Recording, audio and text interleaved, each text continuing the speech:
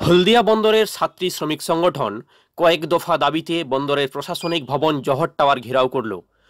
মূলত এই শ্রমিক সংগঠনগুলির দাবি হল পূর্বের বর্ধিত বেতন শ্রমিকদের দিতে হবে এবং অবিলম্বে শূন্য পদগুলিতে নিয়োগ করতে হবে।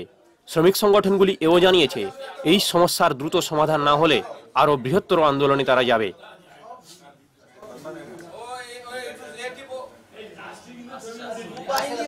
এখানে ধর্নাতে বসেছি, এটা হচ্ছে তাৎক্ষণিক সিদ্ধান্ত আমাদের। গতকাল সন্ধ্যাতে আমরা সমস্ত ছাত্র ইউনিয়ন চিঠি পেলাম সিনিয়র ডেপুটি ম্যানেজার পিএনআর এর তরফ থেকে। আজকে একটা মিটিং, যে মিটিংয়ে 4টা এজেন্ডা ওনারা রেখেছেন, কিন্তু এটা আমাদের কাছে আশা ছিল না।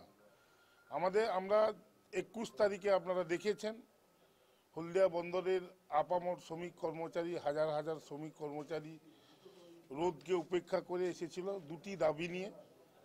একটি হচ্ছে আমাদের 30শে আগস্ট 2018-তে আমাদের ওই নেগোসিয়েশন সেটেলমেন্ট ট্রাইপার্টিট চুক্তি হয়েছে এবং শূন্য পদে লোক নিয়োগ করতে হবে। এই দুটো দাবি আমাদের কাছে মূলত ছিল। তার সঙ্গে আমরা আর একটা যুক্ত করেছিলাম যে 836 জন কন্ট্রাক্ট লেবার যারা ক্যাজুয়াল শ্রমিক তাদেরকে কন্ট্রাকচুয়াল পে রোলে আনতে হবে। এটাও আমরা ওই দাবিটা ওই দিন আমরা তাৎক্ষণিকভাবে সিদ্ধান্ত নিয়ে আমরা উপস্থাপন করেছিলাম। আমরা আশা করেছিলাম ওই ব্যাপারে ওনারা মিটিং রাখবেন, কিন্তু এই ম্যানেজমেন্ট এই রকম হলদিয়া ডক কমপ্লেক্স সৃষ্টির এই প্রথম, যতবার ওই নেগোসিয়েশন হয়েছে হলদিয়ার এরিয়ার পেমেন্ট কারেন্ট পেমেন্টের সঙ্গে সঙ্গে 1 মাসের মধ্যে এরিয়ার পেমেন্ট হয়ে যায়। হলদিয়ার পেমেন্টের সঙ্গে কলকাতার পেমেন্টের কোনো সম্পর্ক নেই।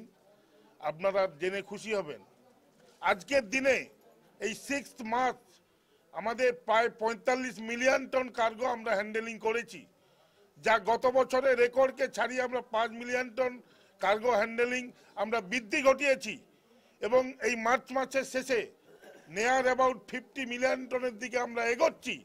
এটা সারা ভারতবর্ষে, শুধু হলদিয়া নয়, কলকাতা নয়, সারা ভারতবর্ষের মেজর পোর্টের ক্ষেত্রে একটা ঐতিহাসিক রেকর্ড হতে চলেছে।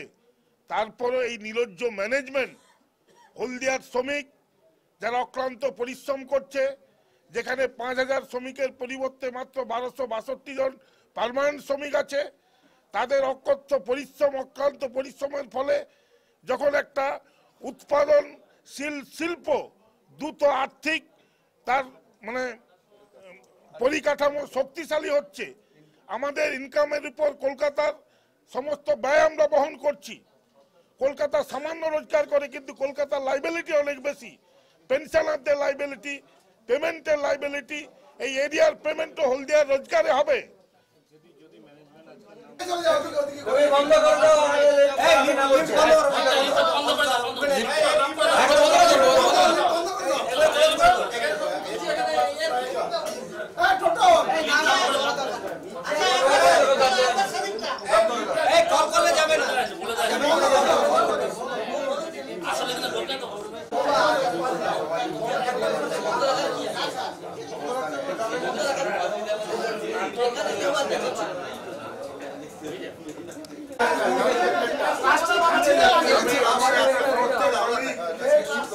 আমার সন্তান সন্ততিদের খাওয়া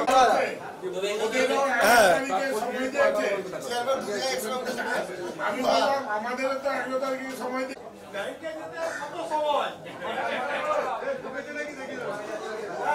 কর্মসূচি নিয়েছি আমাদের 7টা ইউনিয়ন মিলে। আজকের দিনে আমাদের শ্রদ্ধেয় নেতৃত্ববৃন্দ সবকিছু বললেন আপনাদের সামনে।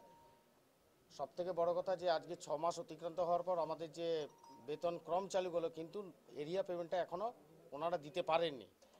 আপনারা নিশ্চয়ই অবগত আছেন যে আমরা দীর্ঘদিন ধরে আন্দোলনে, আপনারাও আছেন আমাদের সঙ্গে, কারণ দীর্ঘদিন ধরে এটা নিয়ে চলছে। দুদিন ছাড়া ছাড়া আমাদেরকে আজ ডেট কাল ডেট করে যাচ্ছে, ডেটের পর ডেট দিয়ে যাচ্ছে, কিন্তু কোনো সুরাহা করতে পারেননি। আজকে ওনারা বলছেন যে সন্ধ্যে 6টায় ওনারা বসবেন কলকাতায়। সে ঠিক আছে, সন্ধ্যে 6টায় 7টা ইউনিয়ন ওখানেও আছে, এখানেও আছে।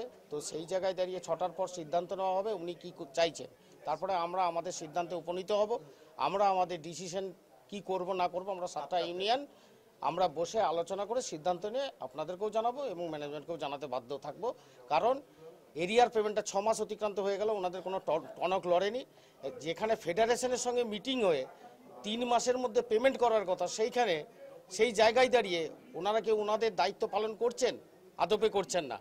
6 মাস অতিক্রান্ত হয়ে গেছেন, ফেডারেশন যেখানে ফেলিওর সেখানে কি করবেন?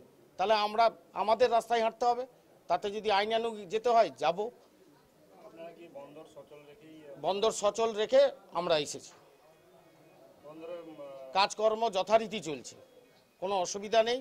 কাজ বন্ধ করে আমরা করিনি, আমরা সেই রকম দায়িত্বহীন কর্মচারী আমাদের নয়, দায়িত্বহীন নয় যে আমাদের ট্রেড ইউনিয়নের লিডাররা, আমরা সচল রেখে কাজ চালিয়ে যাচ্ছি। দীর্ঘায়িত হবে আন্দোলন, কিছু করার নেই। কারণ এটা আজকে 1/1/2017 18 অতিবাহিত হলো, 2 বছরের টাকা আমাদের কষ্টার্জিত। আগে তো কষ্টটা নিয়ে নিয়েছেন উনি, শোষণ করে নিয়েছেন, তার টাকাটা আজকে দেবেন, সেটা উনি দিচ্ছেন না। এটা তো নতুন করে কিছু নয়, এটা তো পুরনো 17-18 টাকা। তো উনি যখন দিতে পারেনি, আমাদের আন্দোলন দীর্ঘায়িত করব। Debashis Chakraborty, Kolkata port trust permanent এমপ্লয়িজের ডেপুটি জেনারেল সেক্রেটারি।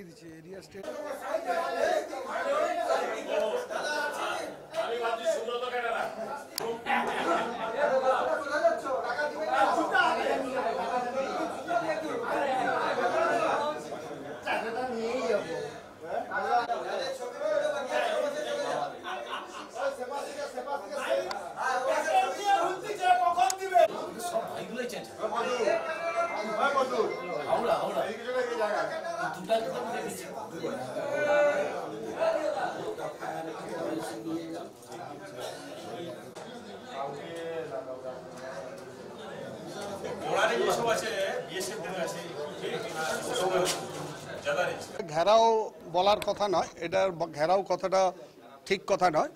ম্যানেজমেন্ট ওয়ার্কারদের, এমপ্লয়িদের তাদের ন্যায্য পাওনা গন্ডা দিচ্ছে না। 30/8/2018 আমাদের ওয়েজ সেটেলমেন্ট সাইন হয়েছে, টাইফয়েডের এগ্রিমেন্ট হয়েছে, সিএলসির মাধ্যমে এটা এগ্রিমেন্ট হয়েছে। তা সত্ত্বেও সেখানে 3 মাসের মধ্যে এরিয়া এবং আমাদের কারেন্ট চালু করার কথা ছিল। কারেন্ট চালু হলেও এখনো পর্যন্ত আমাদের এটা এরিয়া পেমেন্ট দেয়নি। না দিয়ে আজকের আমাদেরকে মিটিং রেখেছিল, আমরা 21 তারিখে একটা ডেমনস্ট্রেশন দিয়েছিলাম। আমরা সেখানে 2টো ডিমান্ড রেখেছিলাম, একটা এরিয়া পেমেন্ট করতে হবে অবিলম্বে, এবং সেই সঙ্গে যে ভ্যাকেন্সিগুলো আছে রিক্রুটমেন্ট করতে হবে। শুধু 2টো ডিমান্ড, এই 2টো ডিমান্ড নিয়ে আমরা সেদিনকার করেছিলাম, আমাদের জহরটার ঘেরাও করেছিলাম, অবস্থান করেছিলাম। বাট সেদিনকার ডেপুটি চেয়ারম্যান ছিলেন না। তা সত্ত্বেও আমরা ওনাদের কথা শুনি যে ডেপুটি চেয়ারম্যান নেই, এলে হবে। আজকে ডেপুটি চেয়ারম্যান যে মিটিংটা ডাকলেন, সেই ডাকার ফলে আমাদের হাতে একটি করে চঁথা ধরিয়ে দেওয়া হয়েছে। 12 ঘন্টা হয়নি, 6 ঘন্টার মধ্যে একটি করে চঁথা ধরিয়ে দিয়েছে ডিমান্ড চ্যাটার অফ ডিমান্ড ম্যানেজমেন্টের ইউনিয়নের কাছে, 7টা ইউনিয়নের কাছে। What is this? এটা আমরা মেনে নেব? তাই আজকের আমরা বলেছি আমাদের কারেন্ট পেমেন্ট ইমিডিয়েটলি দিতে হবে, এক্ষুনি ঘোষণা করতে হবে। শুধু হলদিয়াতে চলছে না, ক্যালকাটাতে সমস্ত ইউনিয়ন মিলে সেখানেও অবস্থান ঘেরাও চলছে। চেয়ারম্যান চালাকি করে 11 তারিখ ডেট দিয়েছিল, সে ডেট তারা ন্যাশনাল ভায়োলেট করেছে, তারা মানেনি। তার ফলে চেয়ারম্যান বাধ্য হয়েছেন আজকের 6টার সময় মিটিংয়ে বসতে। আমরাও অপেক্ষা করছি, আমরাও যতক্ষণ পর্যন্ত না এই ডেট, আমাদের এরিয়া পেমেন্টের ডেট না বলছেন, ততক্ষণ পর্যন্ত আমাদেরও অবস্থান চলবে। এবং আমি সকলের কাছে, এমপ্লয়ি থেকে শুরু করে শুভানুধ্যায়ী সকলের কাছে একটি আবেদন করব, এই আমাদের যে আন্দোলনটা চলছে এটা একদম সম্পূর্ণভাবে মানে গণতান্ত্রিকভাবে ছাত্রী ইউনিয়ন যৌথভাবে সকল শ্রমিক কর্মচারীকে নিয়ে আমরা যেটা করছি এটা সুষ্ঠুভাবে চলবে, সবাই সহযোগিতা করবে। এবং ম্যানেজমেন্টের কাছে আমরা আবেদন রাখছি ইমিডিয়েট এরিয়া পেমেন্ট রিলিজ করা হোক।